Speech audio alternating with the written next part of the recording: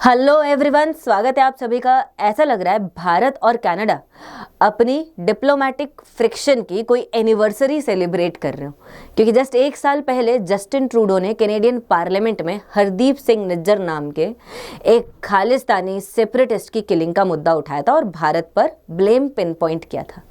इस बार इन्होंने भारतीय एम्बेसी के एक ऑफिशियल को पर्सन ऑफ इंटरेस्ट बताया in the same Nijjar killing case. Nijjar की किलिंग हुई जून में, ट्रूडो ने मुद्दा उठाया था सितंबर में पिछले साल। अब इस पर भारत ने रिस्पॉन्ड देते हुए ऑफ कोर्स कनाडा के 6 डिप्लोमेट्स को दिल्ली से भगा दिया, एक्सपेल कर दिया और साथ साथ अपने डिप्लोमेट्स को वापस बुला लिया। ऑल्दो कैनेडियंस का कहना है कि उन्होंने इंडियन डिप्लोमेट्स को एक्सपेल किया। आइदर वेज रिलेशनशिप दोबारा एक डाउन टर्न पर चले गए हैं। लेकिन यहाँ पर कुछ थिंकर्स ऐसा बोल रहे हैं that the Canada is turning into a new Pakistan। Actual में नया पाकिस्तान का जो पूरा नैरेटिव है वो इमरान खान जेल में बैठे बैठे चलाया करते हैं। पीटीआई के इमरान खान, इनके हिसाब से ये तेल के दामों को सस्ता करके इतनी हेवी सब्सिडीज देकर तेल में एक नया पाकिस्तान ला सकते हैं। ऑल्दो इमरान खान की सरकार के समय पर पाकिस्तान सरकार का डेट तो बिल्कुल स्काई रॉकेटिंग था, क्योंकि इन्होंने इतना सस्ता तेल बेचा था। But either ways moving forward, यहाँ पर क्यों कनाडा को नया पाकिस्तान कहा जा रहा है बाय द थिंकर्स? पहली बात तो ये कि मिनिस्ट्री ऑफ एक्सटर्नल अफेयर्स ने इस बार जितना स्ट्रॉन्ग एक्शन लिया है और जो लैंग्वेज यूज़ की है, ये लैंग्वेज हम किसी और कंट्री के लिए दुनिया में यूज़ नहीं करते हैं एक्सेप्ट फॉर पाकिस्तान। और रही बात दूसरी टेररिज्म की, because Pakistan is a state sponsor of terrorism, लेकिन Canada is a state shelterer of terrorism. ये बात प्रूवन है क्योंकि कनाडा में जस्टिन ट्रूडो के फादर पियर ट्रूडो के समय से ही खालिस्तानियों को सपोर्ट मिलता है और इन्होंने इसका इम्पैक्ट भी देखा था। बिकॉज 1985 में एयर इंडिया कनिष्का नाम की फ़्लाइट में सूटकेसेस में 2 बॉम्ब रख दिए गए थे और ये बॉम्ब एक्सप्लोड हो गए। मिड एयर 300 से ज़्यादा लोगों की, जितने लोग थे फ्लाइट में, सबकी डेथ हो गई। सबकी एशेज मिली थी बस परिवार वालों को। भारत सरकार ने सारी जितनी भी इफेक्टेड फैमिलीज थी सबको हेवी कंपनसेशन दिया था। बट लिटरली कनाडा की हिस्ट्री में ये सबसे बड़ा टेरर इंसिडेंट था। लेकिन उसके बावजूद इन्होंने इमिग्रेशन और पर्टिकुलरली खालिस्तानी इमिग्रेशन पर कोई भी रोक नहीं लगाई है। जब इनके यहाँ पर खालिस्तानी इंदिरा गांधी की किलिंग को खुली परेड्स में सेलिब्रेट करते हैं, जब इनके यहाँ पर खालिस्तानी इंडियन ऑफिशियल्स को कुछ भला बुरा कहते हैं, इंडियन एम्बेसी के बाहर वायलेंस करते हैं या हिंदूज़ पर अटैक करने की बात करते हैं, तब ये लोग कुछ भी नहीं करते, कोई एक्शन नहीं लेते। बिकॉज नेचुरली ये इनके कोलिशन पार्टनर्स हैं। जस्टिन ट्रूडो की सरकार में भी न्यू डेमोक्रेटिक पार्टी नाम की एक पार्टी थी और इसका जगमीत सिंह एक खालिस्तानी बंदा था और इसी से अपनी ये कोलिशन सरकार चला रहे थे। So there is a vote bank politics on also. और ये भी मैं नहीं बोल रही हूँ अकेले, ये हमारे एक्सटर्नल अफेयर्स मिनिस्टर जो है एस जयशंकर, इन्होंने भी ये बात बार बार कही और लास्ट ईयर से कह रहे हैं, अभी भी कहते हैं। इसलिए कनाडा को नया पाकिस्तान कहा जा रहा है। अब आई होप ये मुद्दा आपको समझ में आ रहा होगा। बिकॉज एटलीस्ट 9 ऐसे खालिस्तानी टेरर ग्रुप्स हैं जो वहाँ पर कनाडा में बेस्ड हैं। कौन कौन से ग्रुप्स हैं? इनमें से कुछ नाम है World Sikh Organization, Khalistan Tiger Force, Sikhs for Justice, Babbar Khalsa जिसने 1985 में वो आतंकवादी हमला करवाया था। 8 ऐसे मिनिमम इंडिविजुअल्स हैं जिनको टेरर एक्टिविटीज़ के नाम पर ही चार्ज किया गया है और भारत सरकार ने बार बार इसके लिए एक्स्ट्राडिशन की रिक्वेस्ट भी की है फ्रॉम कनाडा। लेकिन 2003 से ही 30 से ज़्यादा ऐसी एक्स्ट्राडिशन रिक्वेस्ट कनाडा के पास पेंडिंग है। इन्होंने एक भी ऐसी रिक्वेस्ट को एक्सेप्ट नहीं किया है and that is a bone of contention. Accept क्यों नहीं कर रहे हो? मुद्दा साफ है, रीज़न साफ है। The vote bank politics of Canada, particularly of Justin Trudeau here. इसी के साथ साथ आपके लिए एक इंपॉर्टेंट अनाउंसमेंट, इसके बाद मैं आपको ये भी समझाऊंगी कि कैसे इकोनॉमिकली भी कनाडा एक नया पाकिस्तान में क्रिएट हो रहा है। लेकिन उसके पहले आप ये देख लो, स्कॉलरशिप टेस्ट है, आप इसमें ज्वाइन कर सकते हो फॉर फर्दर बेनिफिट्स। डेट्स यहाँ पर प्रोवाइडेड हैं और बाकी QR कोड है, इस पर स्कैन कर सकते हो। लाइकवाइज अगर आप UPSC की तैयारी के बारे में सीरियसली सोच रहे हो तो आप दिल्ली में अनअकैडमी के करोलबाग सेंटर पर विजिट कर सकते हो, मुखर्जी नगर सेंटर पर हिंदी मीडियम के लिए विजिट कर सकते हो और दिल्ली के बाहर प्रयागराज सेंटर में हिंदी प्लस इंग्लिश मीडियम के लिए विजिट कर सकते हो। इसमें आपके लिए कॉम्प्रिहेंसिव फीचर्स हैं, CSAT, current affairs, test series, mentorship, सारी चीज़ें इंक्लूडेड हैं, ऐसे वगैरह। तो आपको बस वीडियो के डिस्क्रिप्शन में लिंक पर क्लिक करना है for further updates, right.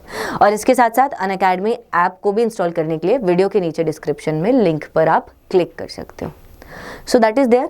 Vote bank politics की वजह से ऐसा सब कुछ हो रहा है और टेरर अटैक के बावजूद ऐसा हो रहा है। By the way this is little bit about me. ये QR कोड है, स्कैन कर सकते हैं for getting into Telegram group, इससे आपको गाइडेंस वगैरह मिल जाएगी। ये आप टेक्स्ट यहाँ पर लिख सकते हो ऑन टेलीग्राम, सो दैट आप बेटर यहाँ पर कनेक्टेड रहो और आप ग्रुप को ज्वाइन कर सको। हिलेरी क्लिंटन का एक स्टेटमेंट मुझे यहाँ पर याद आता है, ये भी कुछ थिंकर्स ने पॉइंट आउट किया था। You can't grow snakes in your background and expect that the snakes will only bite your neighbour. अपने बैकयार्ड में अगर आप स्नेक पालोगे या आपके नेबर को काटेगा, आपको भी काट सकता है। This is what happened with Pakistan in multiple decades. अपनी इकोनॉमी पर ध्यान नहीं दिया, अपने पॉलिटिकल रिफॉर्म्स पर ध्यान नहीं दिया, अपने अलग अलग डाइवर्स रीजन्स को ऑटोनॉमी नहीं प्रोवाइड की, और बाद में आज जब ये रीजन्स इनसे अलग होना चाहते हैं तब ये बार बार रा की साजिश की तरफ सीधा सीधा इशारा रख देते हैं। लाइकवाइज कनाडा ने भी अपनी पॉलिसीज को कुछ इस तरह रखा, जैसे 1960s से 80s के बीच में इनकी पॉलिटिक्स ने एक लेफ्टिस्ट टर्न लिया, एक न्यू लेफ्ट टर्न यहाँ पर आया। देखो यूएस का जो डीप स्टेट है, because US is the bigger neighbour of Canada, Canada ज़्यादातर चीज़ों के लिए यूएस पर डिपेंडेंट होता है। जो यूएस फॉरेन पॉलिसी लेता है वही कनाडा फॉरेन पॉलिसी लेता है इन मोस्ट टर्म्स। तो यूएस का काफ़ी ज़्यादा डीप पेनिट्रेशन है, पर्टिकुलरली यूएस के डीप स्टेट का विद इन कनाडा। अब ये डीप स्टेट, ये गहरा राज्य अपने यहाँ पर लेफ्ट और राइट का एक बैलेंस रखता है, लेकिन कनाडा में इन्होंने लेफ्ट पॉलिटिक्स को काफ़ी ज़्यादा रिसर्जेंट करवाया अमंग द पीपल। नैरेटिव ही ऐसा सेट किया गया है, राइट। और इस नैरेटिव से इन्होंने एंटी इमिग्रेशन से प्रो इमिग्रेशन स्टैंड पर कन्वर्ट किया और हैवी अमाउंट्स में इमिग्रेंट्स को एक्सेप्ट किया, और वो भी बाहर से। आप एक नंबर्स में ही देख लीजिए, Canada compare to Germany, USA, UK 2010 के बाद से स्पेसिफिकली कनाडा ने काफ़ी ज़्यादा इमिग्रेशन को एक्सेप्ट किया, और इनमें काफ़ी इमिग्रेंट्स सिख्स थे, पंजाब से थे, और इनमें से काफ़ी सारे खालिस्तानी थे। लेकिन कनाडा ने बैकग्राउंड चेक नहीं किया और इन सारे लोगों को धीरे धीरे एक्सेप्ट किया है, और इन्होंने अपनी डोमेस्टिक जनता को एक चूरण बेचा। वो चूरण ये था कि ये बेचारे गरीब लोग हमारे यहाँ पर आएंगे, ट्रक ड्राइवर, प्लम्बिंग, रेस्टोरेंट में काम, झाड़ू पोछा, जेनेटर का काम करना, सब कुछ करेंगे, और इससे हमें चीप लेबर बनेगा, और चीप लेबर बनेगा तो हम इकोनॉमी में ग्रो करेंगे। But these people forgot the fundamentals of economy because of the influence of the deep state itself, and those fundamentals apart from labor also include land, capital, entrepreneurship। Particularly अगर आज के time period में आप research में बहुत कम खर्चा कर रहे हो compare to your G7 peers, तो आपकी इकोनॉमी की प्रोडक्टिविटी होगी ही नहीं।